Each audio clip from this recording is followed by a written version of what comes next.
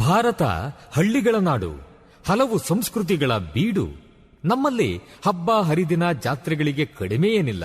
ಹೀಗೆಲ್ಲ ಜಾತ್ರೆ ಉತ್ಸವಗಳು ನಡೆಯುವಾಗ ಇಂಥದ್ದೊಂದು ಶಬ್ದ ನಾದ ನಮಗೆ ಕೇಳುತ್ತಲೇ ಇರುತ್ತದೆ.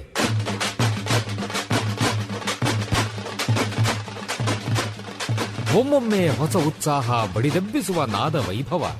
ಇದು ತಮಟೆಯ ಸದ್ದು, ಡೊಳ್ಳಿನ ಸದ್ದು. ಇವು ಮೇಳೈಸಿದಾಗ ಒಮ್ಮೆಲೆ ಒಗ್ಗೂಡುತ್ತವೆ ನಮ್ಮ ಮೈಮನಗಳು. ಇದು ಗ್ರಾಮೀಣ ಸಂಸ್ಕೃತಿ. ಇಲ್ಲಿ ಇಲ್ಲ ಯಾವುದೇ ಇತಿಮಿತಿ. ಕಾಲುಗಳು ಕುಣಿಯುತ್ತವೆ, ಹೃದಯ ಸಂಭ್ರಮಿಸುತ್ತದೆ. ಕರ್ನಾಟಕದ ವೈಶಿಷ್ಟ್ಯ ನಿಮ್ಮ ಸಮುದಾಯ ರೇಡಿಯೋನಲ್ಲಿ. Radio active 90.4 megahertz. ಕೇಳಿ ರೇಡಿಯೋ ಆಕ್ಟಿವ್ ಆಗಿ ಆಕ್ಟಿವ್ ಆಕ್ಟಿವ್ ಆಕ್ಟಿವ್. ಬಿತ್ತುವ ಅನುಭವ ದೇವಿಗೆ ಅನುಭವ, ನಿಮ್ಮಿ ಅನುಭವ ಬದುಕಿನ ಅನುಭವ.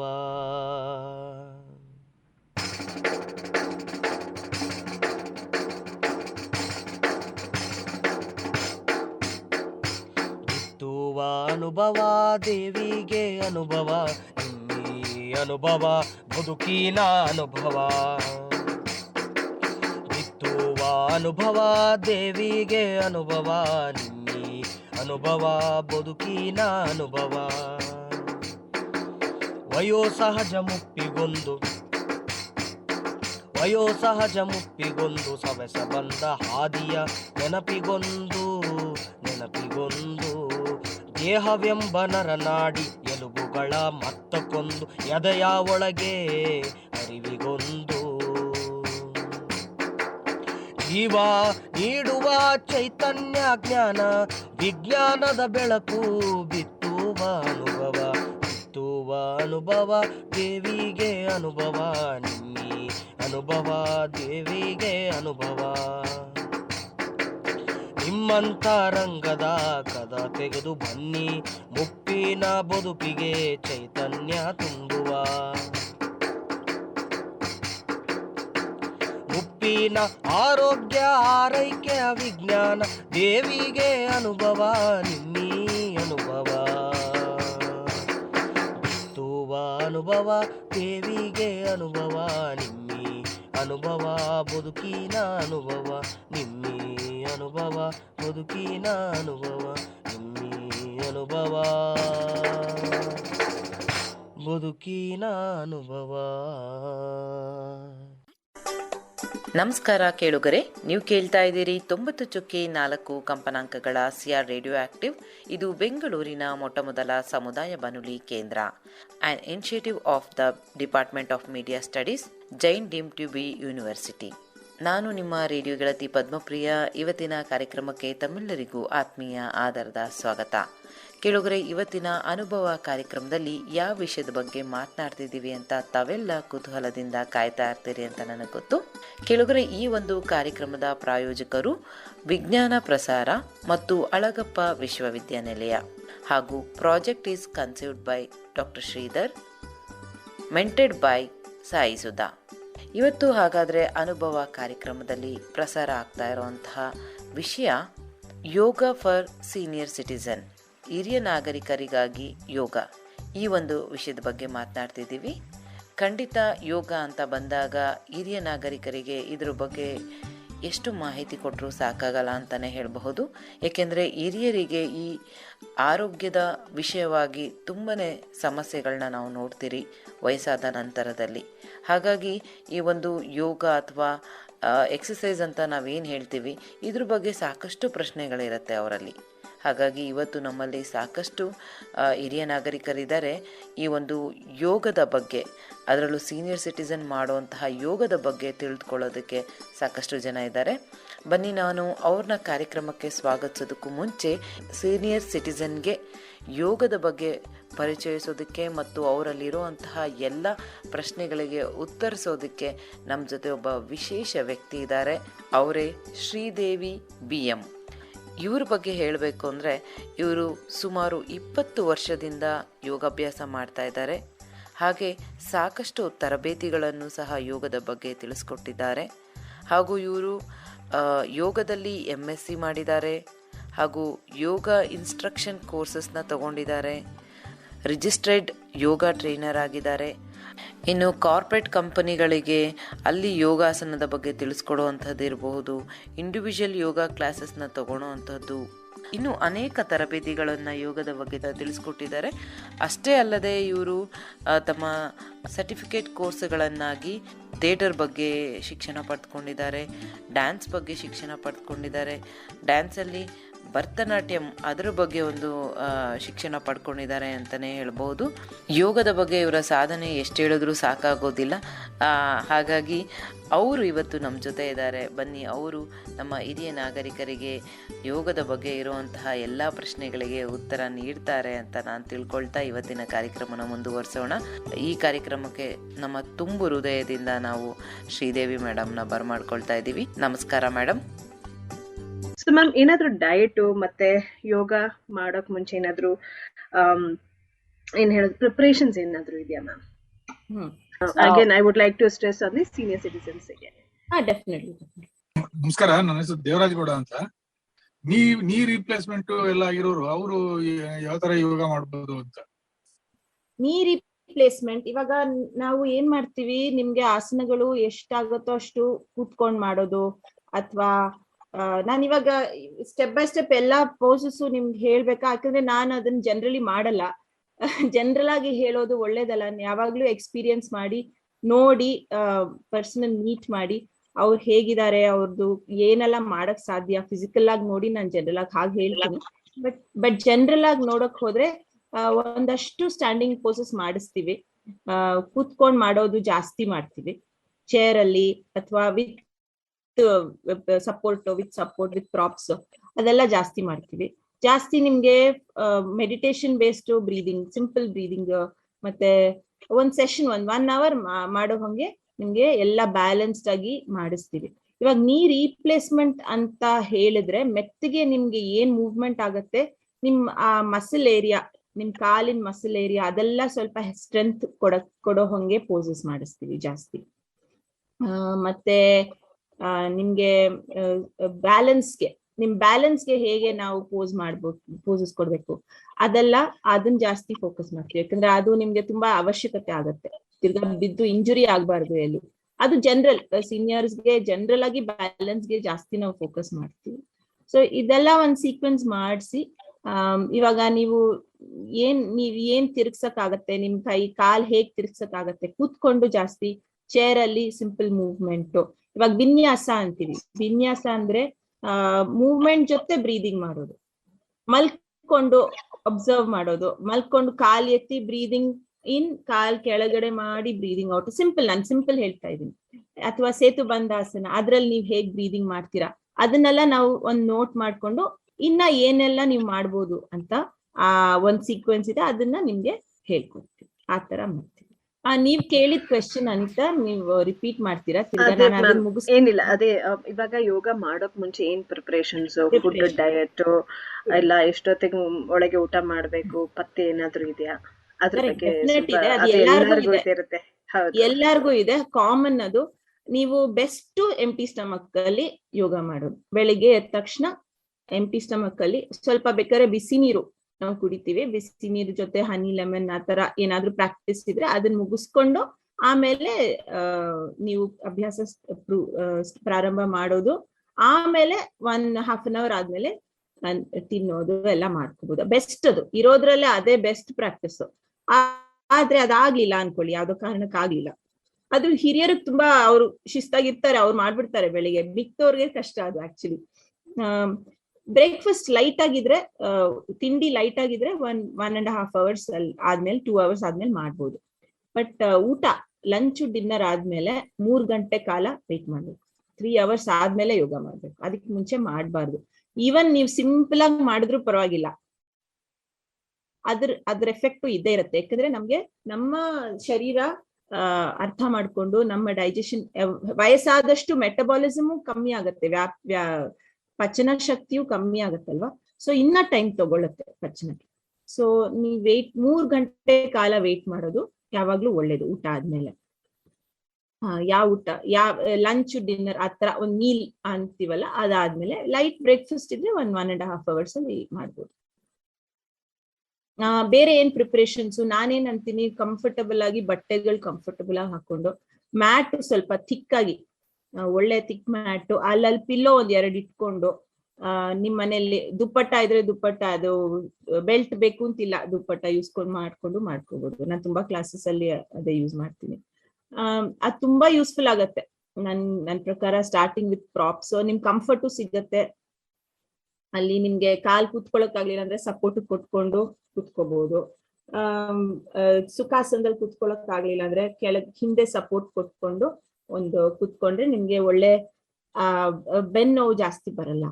ಯಾಕಂದ್ರೆ ಅದು ಅಭ್ಯಾಸ ಇರಲ್ಲ ಕೂತ್ಕೊಂಡ್ ಕೆಳಗೆ ತುಂಬಾ ಜನಕ್ಕೆ. ಅದು ಹಾಗೆ ಒಂದೇನಾದ್ರೂ ಸಪೋರ್ಟ್ ಇಟ್ಕೊಂಡ್ ಮಾಡಿದ್ರೆ ಒಳ್ಳೇದು ಯಾವಾಗ್ಲೂ.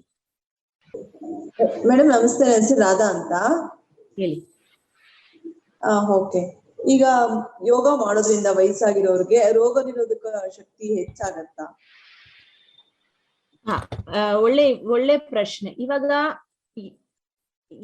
ನಾವು ಏನ್ ಮಾಡ್ತೀವಿ ಯೋಗದಲ್ಲಿ, ನಾವು ನಮ್ಮ ಸರ್ಕ್ಯುಲೇಷನ್, ಅದೇ ನಮ್ಮ ರಕ್ತದ ಸರ್ಕ್ಯುಲೇಷನ್, ಅದು ಒಳ್ಳೆ ಸ್ಟ್ರೆಚ್ ಮಾಡಿದಾಗ ಎಲ್ಲಾ ಕಡೆ ಒಳ್ಳೆ ಸರ್ಕ್ಯುಲೇಷನ್ ಆಗುತ್ತೆ. ಆಮೇಲೆ ನಮ್ಮ ಡೈಜೆಷನ್, ನಮ್ಮ ಆಯುರ್ವೇದದಲ್ಲಿ ಯಾವಾಗ್ಲೂ ಹೇಳ್ತೀವಿ, ಏನ್ ಪ್ರಾಬ್ಲಮ್ ಇದ್ರು ನಿಮ್ ಡೈಜೆಷನ್ ಪ್ರಾಬ್ಲಮ್ ಅಂತ ಸ್ಟಾರ್ಟ್ ಮಾಡ್ತಾರೆ, ಕೇಳಿರ್ತೀರಾ ನೀವು. ಅದು ಯೋಗ ಅಂಡ್ ಆಯುರ್ವೇದ ಸಿಸ್ಟರ್ ಫೀಲ್ಡ್ಸ್, ಎಲ್ಲ ಒಟ್ಟಿಗೆ ಎಲ್ಲ ಸೇರಿ ಮಾಡಿದ್ರೆ ಇನ್ನ ಒಳ್ಳೇದು. ಯೋಗ ಮಾಡೋರು ಆಯುರ್ವೇದದ ಬಗ್ಗೆ ತಿಳುವಳಿಕೆ ಇಟ್ಕೊಂಡ್ರೆ ತುಂಬಾ ಒಳ್ಳೇದು. ಆಯುರ್ವೇದದಲ್ಲಿ ಏನಂದ್ರೆ ನಿಮ್ ಸ್ವಾಸ್ಥ್ಯಕ್ಕೆ ಮೊದಲನೇ ಇದು, ಅವ್ರು ನಿಮ್ ಡೈಜೆಷನ್ ಹೇಗಿದೆ ಅಂತ ನೋಡ್ತಾರೆ.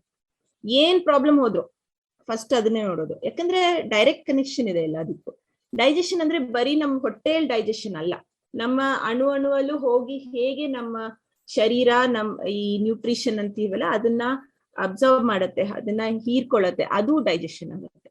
ನಾಟ್ ಜಸ್ಟ್ ಸ್ಟಮಕ್ ಅಲ್ಲ, ಸೆಲ್ಯುಲರ್ ಡೈಜೆಷನ್ ಅಂತಾನು ನಾವು ಆಯುರ್ವೇದದಲ್ಲಿ ಇದೆ. ಸೆಲ್ಯುಲರ್ ಡೈಜೆಷನ್ ಲೆವೆಲ್ ಅಲ್ಲಿ ಹೇಗೆ ಅದು ಎಲ್ಲ, ಇವಾಗ ನ್ಯೂಟ್ರಿಷನ್ ಸರಿಯಾಗಿ ಒಂದೊಂದು ಸೆಲ್ಗೂ ಹೋಗದೆ ಇದ್ರೆ ಪ್ರಾಬ್ಲಮ್ ಆಗುತ್ತೆ. ಆ ತರ ನಾವು ಯೋಚನೆ ಮಾಡ್ತೀವಿ.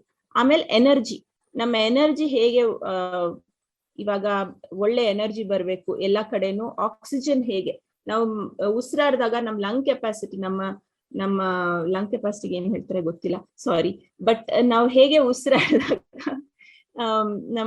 ನಮ್ಮ ಲಂಗ್ಸ್ ಒಳ್ಳೆ ಉಸಿರು ಆಡಿ ತುಂಬಾ ಎಕ್ಸ್ಪ್ಯಾಂಡ್ ಆಗಿ ಒಳ್ಳೆ, ನಾವು ಉಸಿರಿನ ಹೊರಗಡೆ ಬಿಟ್ಟಾಗ ಎಷ್ಟು ಚೆನ್ನಾಗಿ ನಾವು ಅದನ್ನ ಎಕ್ಸ್ಪೆಲ್ ಮಾಡ್ತೀವಿ. ಟಾಕ್ಸಿಕ್ ಗ್ಯಾಸಸ್ ನ ಹೇಗೆ ಹೊರಗಡೆ ಹಾಕ್ತಿವಿ. ನಾವು ಪೂರ್ತಿ ಮಾಡಲ್ಲ, ಜನರಲ್ ಆಗಿ ನಾರ್ಮಲ್ ಬ್ರೀದಿಂಗ್ ಅಲ್ಲಿ ನಾವು ಮಾಡಲ್ಲ, ಬಟ್ ಪ್ರಾಣಾಯಾಮದಲ್ಲಿ ಇದೆಲ್ಲ ನಾವು ಜಾಸ್ತಿ ಮಾಡಕ್ ಹೋಗ್ತೀವಿ.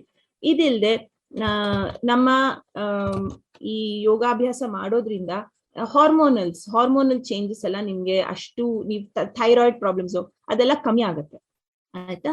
ಅವಾಗ ಏನಾಗುತ್ತೆ, ಇದ್ರ ಪರಿಣಾಮದಿಂದ ನಿಮ್ಮ ಎಸ್ಪೆಷಲಿ ಸೀನಿಯರ್ಸ್ಗೆ ನಿದ್ದೆ ಚೆನ್ನಾಗಿ ಬರುತ್ತೆ. ನಿದ್ದೆ ಬರೋ ಪ್ರಾಬ್ಲಮ್ಸ್ ಸ್ವಲ್ಪ ಪ್ರಾಬ್ಲಮ್ ಇದೆ ಜನರಲ್ ಆಗಿ.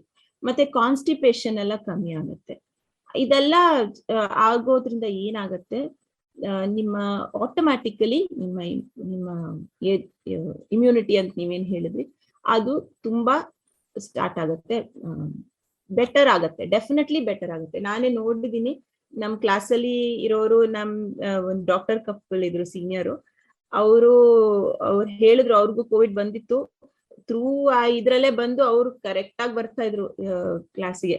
ಅವ್ರು ಹೇಳಿದ್ದಾರೆ, ನಾನು ಯೋಗ ಮಾಡಿದ್ರಿಂದಾನೇ ನಂಗೆ ಅಷ್ಟು ಸೀರಿಯಸ್ ಆಗಿ ಏನೂ ಆಗ್ಲಿಲ್ಲ ಅಂತ. ಅದನ್ನ ಫಾಲೋ ಮಾಡಿದ್ರು. ನಾವು ಕೋವಿಡ್ ಬ್ರೀದಿಂಗ್ ಅಂತ ಒಂದ್ ದಿನ ಮಾಡ್ತಾ ಇದ್ವಿ. ಅವ್ರಿಗೆ ಗೊತ್ತಾಯ್ತು ಬೇಗ ಕೋವಿಡ್ ಬಂದಿದೆ ಅಂತ. ಆ ಬ್ರೀದಿಂಗ್ ಅವ್ರಿಗೆ ಮಾಡಕ್ಕಾಗ್ಲಿಲ್ಲ ಒಂದಿನ. ಸೊ ಆಮೇಲೆ ಅವ್ರ ರಿಕವರಿನೂ ತುಂಬಾ ಫಾಸ್ಟ್ ಆಯ್ತು. ಯಾಕಂದ್ರೆ ಅವ್ರಿರೋ ಏಜ್ಗೆ ಅವ್ರ ರಿಕವರಿ ತುಂಬಾ ಫಾಸ್ಟ್ ಆಯ್ತು. ನಾ ಇದಕ್ಕೆ ಅಂತ ಹೇಳ್ತಾ ಇಲ್ಲ, ಇದು ಒನ್ ಆಫ್ ದ ರೀಸನ್ಸ್. ಅವ್ರಿಗೂ ಬೇರೆ ಒಳ್ಳೆ ಜೆನೆಟಿಕ್ಸ್, ಇದು ಇಮ್ಯುನಿಟಿ ಎಲ್ಲ ಇದ್ದಿರ್ಬೋದು, ಬಟ್ ಒಂದು ರೀಸನ್ ಇದು ಇಮ್ಯುನಿಟಿ ಬೂಸ್ಟ್ ಆಗುತ್ತೆ. ಯಾಕೆ ಇಮ್ಯುನಿಟಿ ಬೂಸ್ಟ್ ಆಗುತ್ತೆ? ಎಲ್ಲ ಹೆಲ್ದಿ ಇದ್ರೆ ಇಮ್ಯುನಿಟಿನೂ ಚೆನ್ನಾಗಿ ಬೂಸ್ಟ್ ಆಗುತ್ತೆ, ಅದು ಡೆಫಿನೆಟ್. ಆಮೇಲೆ ನಾವು ಇಮ್ಯುನಿಟಿಗೆ ಅಂತಾನೆ ಒಂದಷ್ಟು ಪ್ರಾಕ್ಟೀಸಸ್ ಮಾಡ್ತೀವಿ. ಈ ಲಿಂಫ್ ನೋಡ್ಸ್ ಅಂತ ಏನ್ ಹೇಳ್ತೀವಿ, ಅಲ್ಲಿ ಅದನ್ನ ಟಾರ್ಗೆಟ್ ಮಾಡಿ ಡೀಪ್ ಟಿಶ್ಯೂ ಅಂತ ಒಂದು ಪ್ರಾಕ್ಟೀಸ್ ಇದೆ. ಇನ್ ಯೋಗ ಅಂತ ಹೇಳಿದ್ನಲ್ಲ, ಅದನ್ನ ನಾವು ಪ್ರಾಕ್ಟೀಸ್ ಮಾಡಿದಾಗ ಇಮ್ಯುನಿಟಿ ಜಾಸ್ತಿ ಇವಾಗ ರಿಲ್ಯಾಕ್ಸ್ ಬಾಡಿ ಎಷ್ಟು ರಿಲ್ಯಾಕ್ಸ್ ಆಗುತ್ತೋ ನಮ್ಗೆ ಇದೆಲ್ಲ ಇರುತ್ತೆ, ಟೆನ್ಷನ್ಗಳಿರತ್ತೆ, ಸ್ಟ್ರೆಸ್ಗಳಿರತ್ತೆ, ಅದರಿಂದ ಇಮ್ಯುನಿಟಿ ಕಮ್ಮಿ ಆಗುತ್ತೆ. ಎಲ್ರಿಗೂ, ವಯಸ್ಸಾದವ್ರಿಗೂ ಅಂತಲ್ಲ, ಯಾರಿಗೂ ಬೇಕಾದ್ರೂ ಇಮ್ಯುನಿಟಿ ಟೆನ್ಷನ್ ಇಂದ ಕಮ್ಮಿ ಆಗುತ್ತೆ. ಇವಾಗ ಟೆನ್ಷನ್ ತೆಗಿಯೋ ಹಂಗೆ ನಾವು ಪ್ರಾಕ್ಟೀಸ್ ಮಾಡಿದ್ರೆ ಡೆಫಿನೆಟ್ ಆಟೋಮ್ಯಾಟಿಕ್ ಶರೀರದಲ್ಲಿ ಆ ರಿಪೇರ್ ಪ್ರಾಸೆಸ್ ಏನಿರುತ್ತೆ ಅದೆಲ್ಲ ಬೇಗ ಆಗತ್ತೆ. ಅದಾದಷ್ಟು ನಮ್ಮ ಇಮ್ಯುನಿಟಿ ಬೆಳೆಯುತ್ತೆ.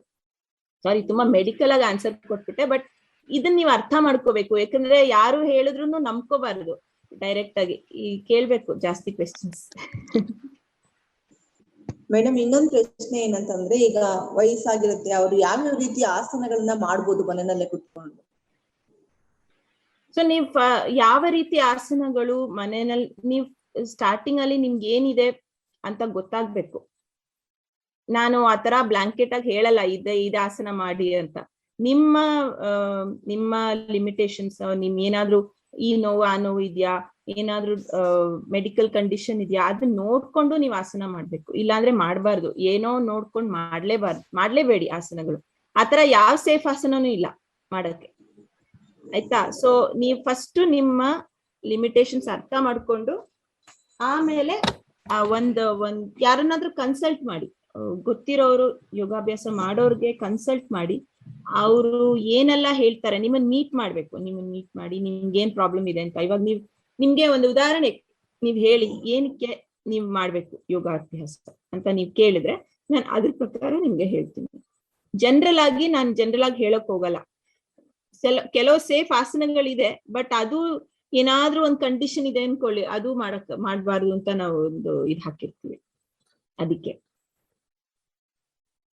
ನೀವು ಸ್ಪೆಸಿಫಿಕ್ ಆಗಿ ನಿಮ್ಗೆ ಏನಕ್ಕೆ ಏನೆಲ್ಲ ಬೆಟರ್ ಆಗತ್ತೆ ನಿಮ್ಗೆ ಮಾಡ್ಬೇಕು ಅಂತ ನೀವ್ ಕೇಳಿದ್ರೆ ನಾನು ಅದ್ರ ಪ್ರಕಾರ ಹೇಳ್ತೀನಿ. ಇದ್ಯಾ ನಿಮ್ಗೆ ಆತರ ಇವಾಗ ಐಡಿಯಾ ಇದ್ಯಾ? ಸ್ಪೆಸಿಫಿಕ್ ಅಂದ್ರೆ ಮೇಡಮ್, ಇವಾಗ ಮನೆಯಲ್ಲೇ ಇರ್ತೀವಲ್ವಾ, ಈಗ ಕೋವಿಡ್ ಎಲ್ಲ ಇರೋದ್ರಿಂದ ಔಟ್ ಸೈಡ್ ಎಲ್ಲ ಜಾಸ್ತಿ ಹೋಗ್ತಾ ಇಲ್ಲ, ಹಾಗಾಗಿ ಮನೆಯಲ್ಲೇ ಯಾವ ತರ ಮಾಡ್ಬೋದು ಅಂತ ಕೇಳಿದೆ ಅಷ್ಟೇ ಮೇಡಮ್, ಕ್ಯಾಶುಯಲ್ ಆಗಿ ಕೇಳಿದೆ. ಇವಾಗ ನೋಡಿ, ನಾನೇನ್ ಹೇಳ್ತೀನಿ, ನಿಮ್ಗೇನು ಹೆಲ್ತ್ ಪ್ರಾಬ್ಲಮ್ ಇಲ್ಲ ಅಂದ್ರೆ, ಏನು ಸ್ಪೈನ್ ಸೀರಿಯಸ್ ಏನು ಪ್ರಾಬ್ಲಮ್ ಇಲ್ಲ ಅನ್ಕೊಳ್ಳಿ. ಇವಾಗ ಸ್ವಲ್ಪ ನೋವು ಅಲ್ಲಿ ಇಲ್ಲಿ ಇದೆ, ಬಟ್ ಏನು ಸೀರಿಯಸ್ ಇಲ್ಲ, ನಿಮ್ಗೆ ಹೈಪರ್ ಟೆನ್ಷನ್ ಇಲ್ಲ, ಹಾರ್ಟ್ ಪ್ರಾಬ್ಲಮ್ ಇಲ್ಲ, ಆಯ್ತಾ? ಆಮೇಲೆ ನಿಮ್ಗೆ ಸ್ಪೈನ್ ನಲ್ಲಿ ಏನು ಪ್ರಾಬ್ಲಮ್ ಇಲ್ಲ, ಆತರ ನೀವ್ ಹೇಳಿದ್ರೆ ನಾನ್ ಏನ್ ಸಿಂಪಲ್ ಅಡ್ವೈಸ್ ಮಾಡೋದು, ಯಾರ ಹತ್ರನು ಕಲಿಯೋದು ಅಷ್ಟು ಬೇಡ, ಸ್ಲೋ ಆಗಿ ಸೂರ್ಯ ನಮಸ್ಕಾರ ಅಷ್ಟು ಮಾಡಿ, ಆಮೇಲೆ ಒಂದಷ್ಟು ಅನುಲೋಮ್ ವಿಲೋಮ್ ಅಂತ ಒಂದು ಪ್ರಾಣಾಯಾಮ ಇದೆ, ಅದು ಸೇಫ್, ಅದ್ ಮಾಡಿ ಸ್ವಲ್ಪ ಧ್ಯಾನ ಮಾಡಿದ್ರೆ ಅಷ್ಟು ಸಾಕು, ಆಯ್ತಾ? ಬಟ್ ಸೂರ್ಯ ನಮಸ್ಕಾರ ಎಲ್ರು ಮಾಡೋಂಗಿಲ್ಲ, ಯಾಕಂದ್ರೆ ಅದು ಡೆಫಿನೆಟ್ ಪ್ರಾಬ್ಲಮ್, ಪ್ರಾಬ್ಲಮ್ ಕ್ರಿಯೇಟ್ ಮಾಡುತ್ತೆ. ಸೊ ನಿಮ್ಗೆ ಏನು ಪ್ರಾಬ್ಲಮ್ ನಾವು ಸ್ಲೋ ಆಗಿ ಸ್ಟಾರ್ಟ್ ಮಾಡಿ, ಆಮೇಲೆ ಅದ್ರ ಜೊತೆ ರಾಧಾ ಅವ್ರೆ ಅದನ್ನ ನೀವೇ ನೋಡ್ಕೋಬೇಕು. ಯಾಕಂದ್ರೆ ಒಂದು ನಿಮ್ಗೆ ಗೊತ್ತಿದ್ಯಾ ಹೇಗೆ ಮಾಡೋದು ಅಂತ? ಸ್ವಲ್ಪ ಐಡಿಯಾ ಇದೆ ಮೇಡಮ್.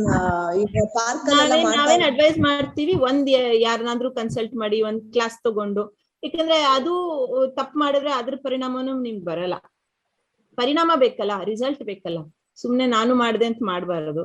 ನೀವು ಒಂಥರ ಗೈಡೆನ್ಸ್ ತಗೊಂಡು, ನನ್ಗೆ ಒಂದು ಅರ್ಧ ಗಂಟೆ ಮನೇಲಿ ಮಾಡಕ್ಕೆ ನಂಗೆ ಇದೆಲ್ಲ ಇದೆ ಅಂತ ಹೇಳಿ ನೀವು ಗೈಡೆನ್ಸ್ ತಗೊಂಡು ಮಾಡೋದ್ರಲ್ಲಿ ನಿಮ್ಗೆ ಬೆಟರ್ ಆಗುತ್ತೆ. ಯಾರಾದ್ರೂ ಕ್ಲಾಸಿಗೆ ಹೋಗಿ ಮಾಡಿ ಆಮೇಲೆ ನೀವೇ ಮಾಡಿದ್ರೆ ಒಳ್ಳೇದು.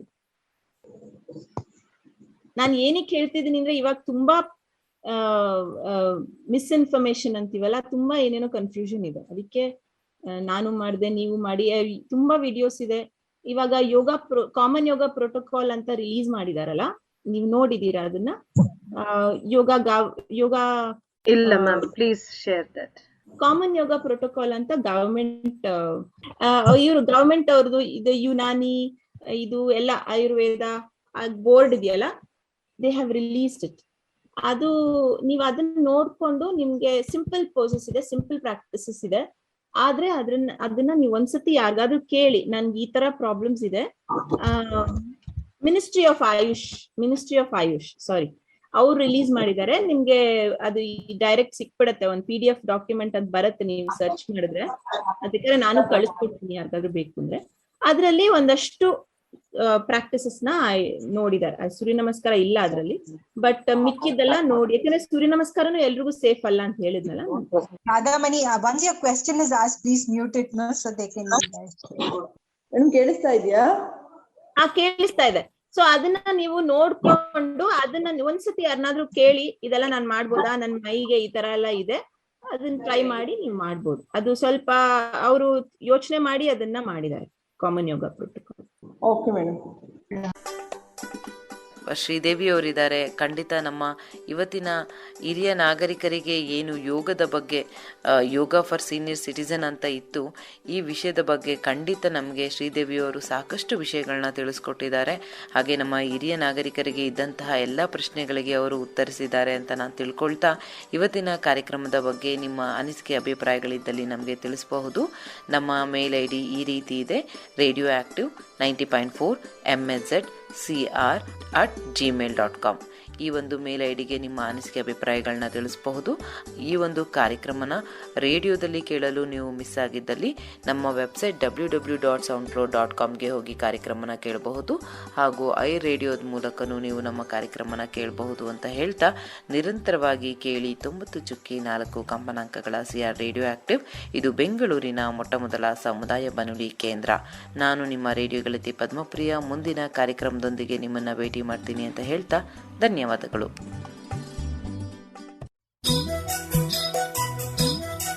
ಆರೋಗ್ಯ, ಕೈಗಾರಿಕೆ, ಶಿಕ್ಷಣ, ಪರಿಸರ, ಸಾಮಾಜಿಕ ಸುಧಾರಣೆ, ಸಮುದಾಯ ಬೆಳವಣಿಗೆ, ಸಾಂಸ್ಕೃತಿಕ ಕಾರ್ಯಕ್ರಮಗಳು, ಮಧುರ ಸಂಗೀತ, ಮನಸೂರೆಗೊಳ್ಳುವ ನಾಟಕಗಳು ಎಲ್ಲ ನಿಮ್ಮ ರೇಡಿಯೋ ಚಾನೆಲ್ನಲ್ಲಿ. Radio active 90.4 megahertz. ಕೇಳಿ ರೇಡಿಯೋ ಆಕ್ಟಿವ್, ಆಗಿ ಆಕ್ಟಿವ್.